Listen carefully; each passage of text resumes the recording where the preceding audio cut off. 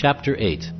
Attaining the Supreme. Arjuna inquired, O my Lord, O Supreme Person, what is Brahman? What is the Self? What are fruit of activities? What is this material manifestation? And what are the demigods? Please explain this to me. Who is the Lord of sacrifice? And how does he live in the body, O Madhusudana? And how can those engaged in devotional service know you at the time of death?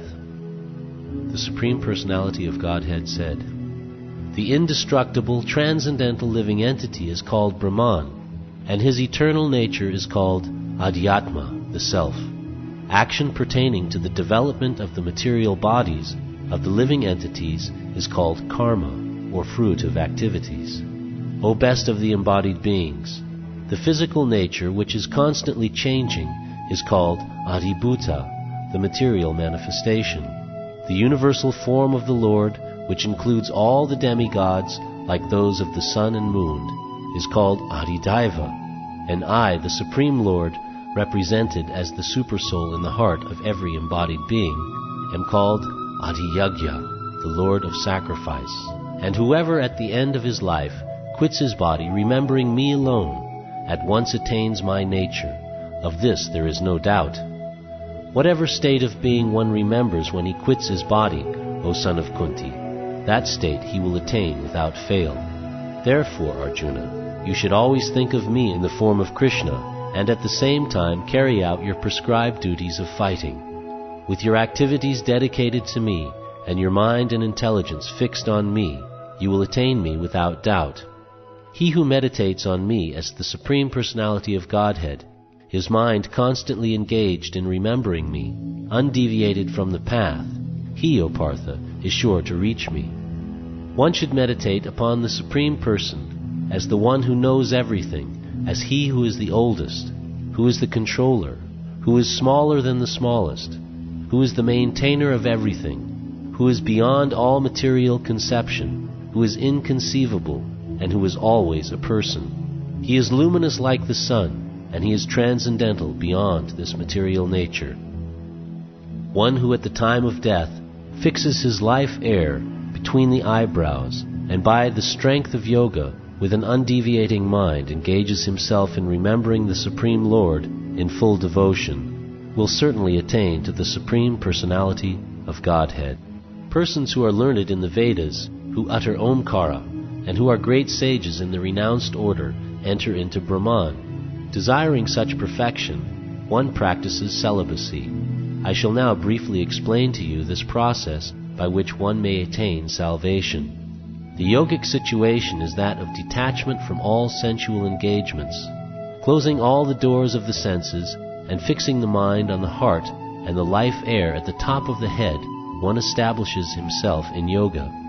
After being situated in this yoga practice and vibrating the sacred syllable Om, the supreme combination of letters, if one thinks of the Supreme Personality of Godhead and quits his body, he will certainly reach the spiritual planets. For one who always remembers me without deviation, I am easy to obtain, O son of Pritha, because of his constant engagement in devotional service. After attaining me, the great souls who are yogis in devotion never return to this temporary world, which is full of miseries, because they have attained the highest perfection. From the highest planet in the material world down to the lowest, all are places of misery, wherein repeated birth and death take place. But one who attains to my abode, O son of Kunti, never takes birth again. By human calculation, 1,000 ages taken together form the duration of Brahma's one day, and such also is the duration of his night.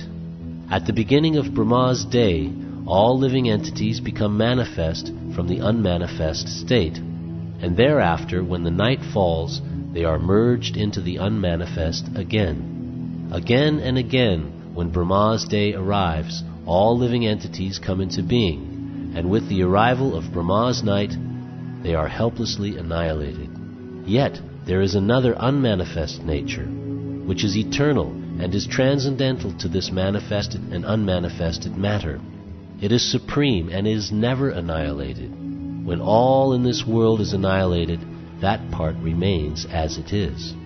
that which the Vedantas describe as unmanifest and infallible, that which is known as the supreme destination, that place from which, having attained it, one never returns, that is my supreme abode. The Supreme Personality of Godhead, who is greater than all, is attainable by unalloyed devotion. Although he is present in his abode, he is all-pervading, and everything is situated within him. O best of the Bharatas, I shall now explain to you the different times at which, passing away from this world, the yogi does or does not come back. Those who know the Supreme Brahman attain that Supreme by passing away from the world during the influence of the fiery god, in the light, at an auspicious moment of the day, during the fortnight of the waxing moon, or during the 6 months when the sun travels in the north. The mystic who passes away from this world during the smoke, the night, the fortnight of the waning moon, or the 6 months when the sun passes to the south, reaches the moon planet, but again comes back.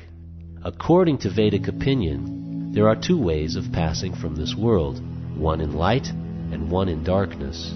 When one passes in light, he does not come back, but when one passes in darkness, he returns.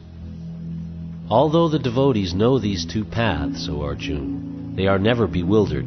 Therefore, be always fixed in devotion. A person who accepts the path of devotional service is not bereft of the results derived from studying the Vedas, performing austere sacrifices, giving charity, or pursuing philosophical and fruitive activities. Simply by performing devotional service, he attains all these, and at the end he reaches the supreme, eternal abode.